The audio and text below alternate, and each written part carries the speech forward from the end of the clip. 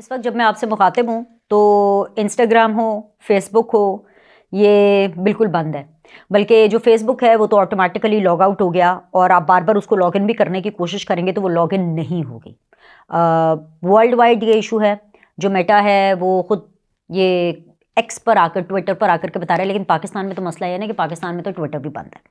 सो इस टाइम पर अगर मैं ये कहूँ कि सोशल मीडिया बिल्कुल डाउन है, अल्लाह करे कि ये यूट्यूब चलती रहे और अल्लाह करे कि यहाँ पे कोई मसला ना आए या इंटरनेट का कोई मसला ना आए।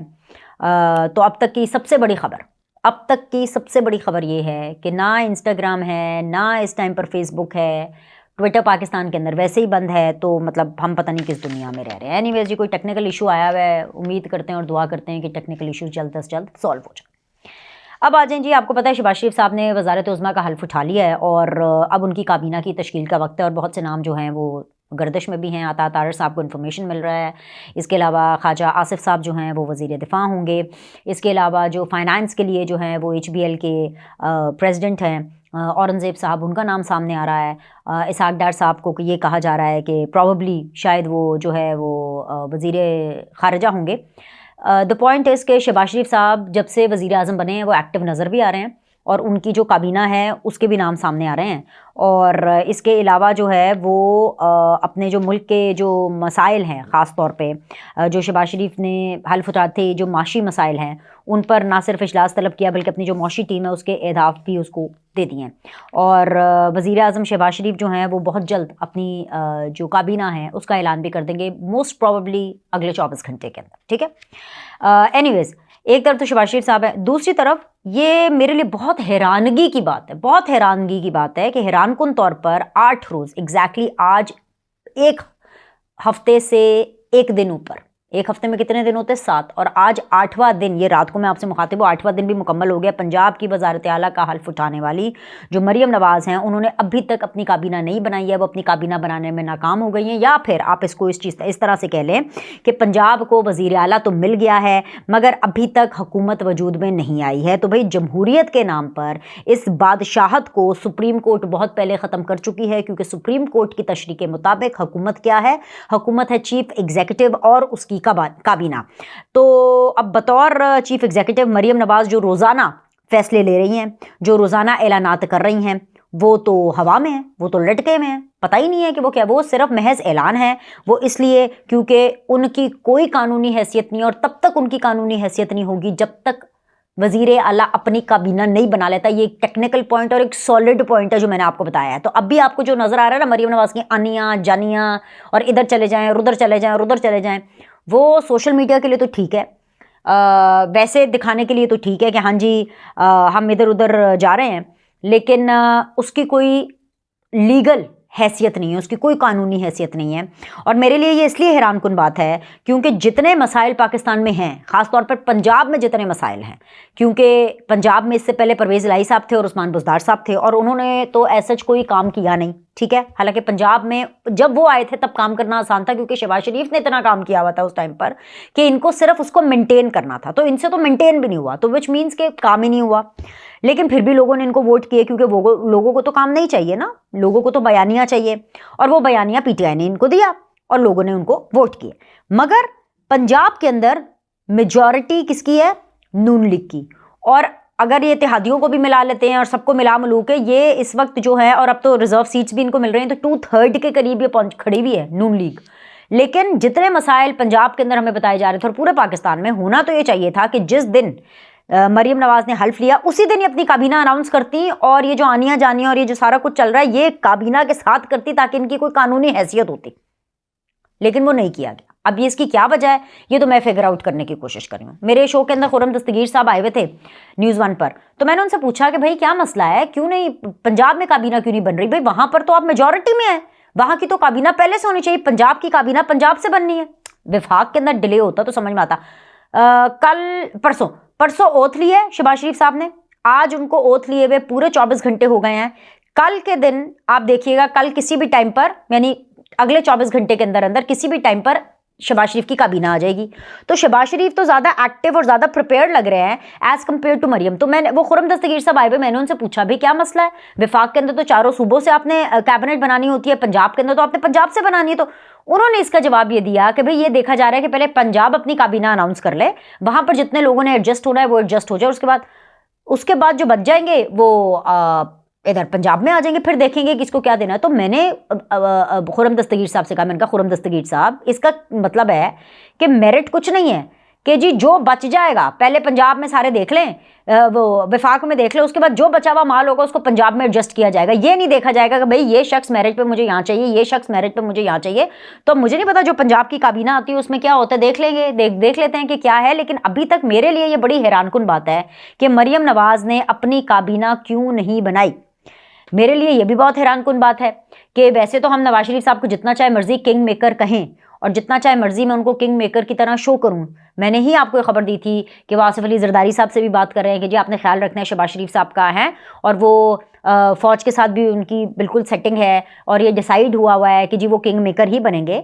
लेकिन जी वो लाहौर आने की उनको जल्दी रहती है, और फिर लाहौर आकर के भी मुझे अभी कुछ समझ नहीं आ रही कि काबीना उन्होंने क्या बनानी है, बयानिया क्या बनाना है उन्होंने, क्योंकि बयानिया के बगैर तो कुछ नहीं होगा जितना भी काम कर ले। ये पंजाब में दूध और शहद की नहरें बांध हैं, लेकिन अगर इनके पास बयानिया नहीं होगा, और अगर इनका बयानिया फॉर एग्जाम्पल खिदमत का है, या अगर इनके पास कोई बयानिया नहीं होगा, क्योंकि पाकिस्तान के अंदर एग्रेसिव सियासत चलती है, तो अगर इनके पास बयानिया नहीं होगा जो चाहे मर्जी कर लें, इनके लिए बहुत जो है वो मुश्किल होने वाली है। और हमारा काम है कि हम इनको आगाह करें, हम इनको बताएं, सुनना ना सुनना उनकी मर्जी है।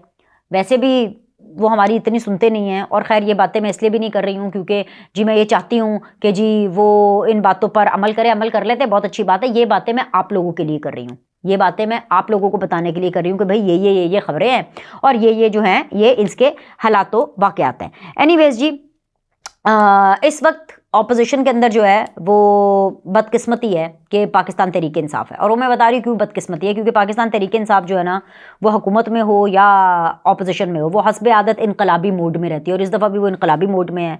मुफाहमत की पेशकश तो दूर की बात, वो शहबाज शरीफ को इस मुल्क का आइनी वज़ीर आज़म ही नहीं मानते हैं, ठीक है। तो वो तो अपनी उस जारहाना मोड में है। अब इमरान खान और उनके हामी हमेशा की तरह अपनी एक अलग दुनिया में रह रहे हैं। इमरान खान साहब और उनके जो हामी हैं उनके मुताबिक कोई 180 नशिस्तें जो है वो पीटीआई जीती है और वफाकी हुकूमत कायम कर चुकी। हातिम ताई की कब्र को लात मारते हुए उन्होंने मुस्लिम लीग नून को कोई दी हैं जी 17 नशिस्तें, कि वो कह रहे हैं कि जी ये 180 सीटें हमारी हैं और सिर्फ नून लीग की जो है वो 17 सीटें हैं, और उन 17 सीटों में भी वो शहबाज शरीफ को नहीं गिन रहे हैं, वो नवाज शरीफ को नहीं गिन रहे हैं। चले नवाज शरीफ तो छोड़ देना, वो तो अभी पार्लियामान में सिर्फ एक एमएनए है, छोड़ दें ना, वो कायदे हिज़्ब इख्तिलाफ है, ना वो वज़ीर आज़म है, कुछ भी नहीं है, ठीक है। तो वो जो 17 नशिस्तें जो पीटीआई ने अपनी कैलकुलेशन के हिसाब से ना, उनमें भी शहबाज शरीफ साहब नहीं है। अब इन 17 अरकान में भी शहबाज शरीफ साहब का शामिल ना होना, जो ऑपोजिशन इस मुल्क के वज़ीर आज़म को वज़ीर आज़म कबूल नहीं करती, उनको जो अपनी कैलकुलेशन में भी जो उन्होंने अपनी ऑपोजिशन बनाई हुई है उसके अंदर उनको ऑपोजिशन में भी नहीं बिठाती है, तो ऐसी इस किस्म की जो ऑपोजिशन है उसको मिसाके मुफाहमत करना, इसकी ऑफर देना दीवार को सर मारने के बराबर है। मैं तो ये कहूँगी कि पता नहीं इन्होंने कब होश के नाखून लेने हैं, नून लीग वालों ने कब इनको होश आना है, कब इन्होंने सीखना है। 2014 में नहीं सीखा, 15 में नहीं सीखा, 16 में नहीं सीखा, 17 में नहीं सीखा, 18 में नहीं सीखा, 18 में इलेक्शन था तब भी नहीं सीखा, 19 में नहीं सीखा, 20 में नहीं सीखा, 21 में नहीं सीखा, 22 में हुकूमत मिली 16 महीने की तब भी नहीं सीखा, 23 में नहीं सीखा, चले जी आप हुकूमत में थे, 24 में तो सीख ले, 24 में भी नहीं सीख रहे। अच्छा, जो अपोजिशन इस मुल्क के वज़ीर आज़म को वज़ीर आज़म कबूल नहीं करती, उनको अपोजिशन का अपने हिसाब से वो भी कबूल नहीं करती, उस जो वज़ीर आज़म है वो उस अपोजिशन को मिसाके मुफाहमत की ऑफ़र कर रहे हैं। तो भाई मसला ये है कि अडयाला जेल में क़ैद जो इमरान खान साहब हैं, उनके जितने भी हामी हैं उनको मुतमिन करने के लिए जो पीटीआई है वो बहुत ही ज़्यादा एग्रेसिव अप्रोच अपनाने वाली है। वो असेंबलियों के साथ साथ एक बार फिर सड़कों पर एहतजाजी सियासत का ऐलान कर रहे हैं। तो यहाँ पर एक सवाल उठता है, वो ये सवाल है कि जी ऐसी सूरत हाल में अब हुकूमत क्या करे। आप भी मुझे कहेंगे, मुझे पता है आप सब ये लिखेंगे, चाहे मैं कमेंट्स पढ़ूं चाहे मैं ना पढ़ूं, आप सब लोग ये लिखेंगे कि बीनश आप तो ये बातें कर रही हैं, सियासतदानों को आपको मशवरे की ज़रूरत नहीं है, मियाँ साहब को आपके मशवरे की ज़रूरत नहीं है, शहबाज शरीफ साहब को आपके मशवरे की ज़रूरत नहीं है, तो आप बताएं हल क्या है, आपके पास हल है, आप ये है। मुझे पता है कि जितने भी नून लीग के फेवरेट्स हैं, जितने भी मरीम नवाज़ को पसंद करने वाले हैं, शहबाज शरीफ को पसंद करने वाले हैं, नवाज शरीफ को पसंद करने वाले हैं, आप बिल्कुल मुझे कहेंगे हाँ जी ऑप्शन क्या है। मैं आपको उसका हल बताती हूँ। 2 हल है मेरे पास, सिर्फ 2 हल है, और इसको चूज क्या करना है वो आपके शहबाज शरीफ और आपकी मरीम नवाज साहिबा के ऊपर जो है वो लागू होता है। मतलब इतनी डर डर के सियासत, इतनी डर डर के हुकूमत, भाई हद हो गई है। अगर इतनी डर के सियासत करनी है, इतनी डर के हुकूमत करनी है तो भाई घर बैठ जाओ, 9 to 5 जॉब कर लो, सियासत क्यों करने आए हैं भाई। नहीं, मुझे बताएं, इनकी कुंडलियों में लिखा हुआ है, ये ऊपर से लिखवा के लाए हैं कि जी शहबाज शरीफ ही हुकूमत में बैठेंगे या मरीम नवाज ही चीफ मिनिस्टर बनेंगे। भाई कोई और काम कर लें, कोई और काम कर ले अगर सियासत आपकी बस की नहीं है। और अगर करनी है तो भाई सीख तो लेना, सीख लें, क्या क्या कुछ हम आपको सिखाएं। अच्छा जी, अगर 9 मुंतखब हुक्मरानों को, अब ये मैं हल बता रही हूं कि अगर इन 9 मुंतखब हुक्मरानों को, चाहे पंजाब हो चाहे वफाक हो, किसकी बात कर रही हूं, हुक्मरानों की, अगर इनको मुफाहमती सियासत का इतना शौक है तो सबसे पहले आप इमरान खान को जेल से बाहर निकालें। आपने मुफाहमत करनी है ना, मिसाके मुफाहमत मैं आपको बताती हूँ। आप मुझे बताएं, नून लीग जाती है मुफाहमत करने, जो वफ्द बनाया है मुफाहमत करने जाती है, पहली शर्त क्या है, इमरान खान को रिहा करो। आप बताएं मुझे, रिहा करना चाहिए कि नहीं रिहा करना चाहिए। मेरे पर तो बातें करना बहुत आसान है, मेरे पर तो तनकीद करना बहुत आसान है, क्योंकि आप लोगों को भी मेरे पे तनकीद करना बहुत आसान लगता है, सपोर्ट करना आसान नहीं लगता। सपोर्ट करना तो मुश्किल है ना। शहबाज शरीफ और मरीम नवाज पे तनकीद करना आपको आसान लगता है। किधर गया भाई, किधर गया मरीम नवाज का वो एग्रेसिव बयानिया, किधर गया शहबाज शरीफ का वो बयानिया। सबको छोड़े, नवाज शरीफ साहब का किधर बयानिया गया, वोट को इज्जत दो, किधर गया वो बयानिया। मुफाहमत करनी है, मुफाहमत करनी है, मुफाहमत करनी है। अगला आपको गालियां दे रहा है, नंगी गंदी गालियां आपको दे करके जा रहा है, बूट दे रहा है, बूट चाट असेंबली के अंदर खड़े होकर के लहरा के कह रहे हैं खैबर पख्तूनख्वा में आपकी औरतों को गालियां दी जा रही हैं। आप जी मिसाके मुफाहमत कर ले हमारे साथ, मिसाके मुफाहमत कर ले कि इधर आपने एक चपेट मारी, ये ले जी हम दूसरा गाल आगे कर देते हैं, हमें दूसरी भी चपेट मारे। और आपको लगता है कि ये करने से आपको अगली दफा वोट मिलेंगे? बिल्कुल नहीं मिलेंगे, लिख के रख लें, बिल्कुल वोट नहीं मिलेंगे। अच्छा जी, तो भाई इसका ये तरीका है, आप मुफाहमत करना चाहते हैं ना। आज तो करारदाद पेश की ना पीटीआई वालों ने, करारदाद उन्होंने कहा कि भाई निकालें जेल से इमरान खान को, निकाले महमूदुर रशीद को, निकाले यास्मीन राशिद को, निकाले आप हमारे सारे लोगों को, ये क्या उमर चीमा को जेल से। यही बातें हुई हैं ना, यही बातें हुई हैं, ऐसी बात है। पीपल्स पार्टी तो पहले ये मानती है कि भाई ये जो पॉलिटिकल केसेस है ये नहीं होने चाहिए, तो एक कमीशन बनना चाहिए, उसके ऊपर छानबीन होनी चाहिए हैं, और हम मुफाहमत करेंगे।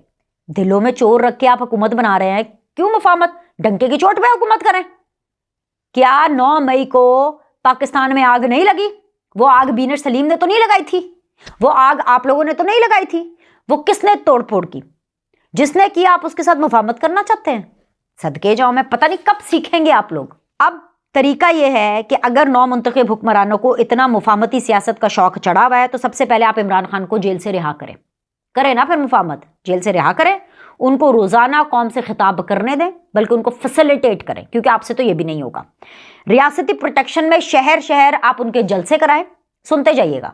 हुकूमती वफ्द रोजाना बनीगाला जाए और बनीगाला में पेश होकर के आप एड़ियां रगड़ें और फिर इस्लामी टच भी दें कि खुदा का वास्ता इमरान खान साहब हमारी हुकूमत चलने दे, रसूल का वास्ता है इमरान खान साहब हमारी हुकूमत चलने दे, क्योंकि हमारी हुकूमत चलेगी तो पाकिस्तान चलेगा।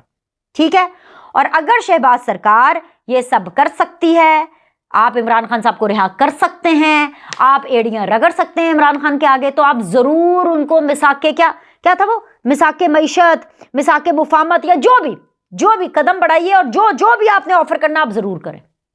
लेकिन अगर आप ये नहीं कर सकते, सुनते जाए, अगर आप ये नहीं कर सकते तो उसका दूसरा